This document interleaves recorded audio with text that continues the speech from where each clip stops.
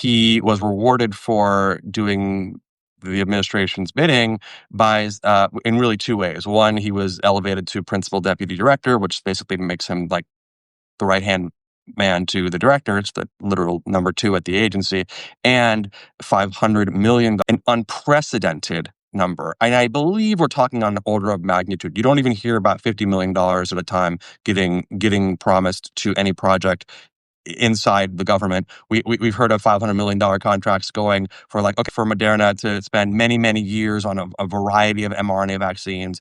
But for that kind of cronyism was really appalling, and that action was not included in the whistleblower complaint that two former NIH leaders, including Dr. Jean Marazzo, have filed. But it's a big part of it. I've spoken to Dr. Marazzo about this, and she's been quoted on the record that part of her concern of them getting rid of career scientists is that they're replacing them with people who are sort of bending the knee to the administration, and in exchange for that, they're getting $500 million of research.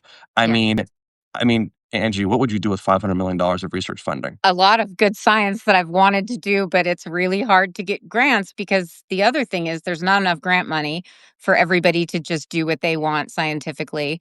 So that's why it's so hard to write grants. You have to actually write experiments that are well designed, that solve a scientific problem that is going to make a big impact. And you have to show that this is a significant problem that is going to have a big impact. That $500 million award for Generation Gold Standard, as far as I'm aware, it did not go through any type of scientific merit review.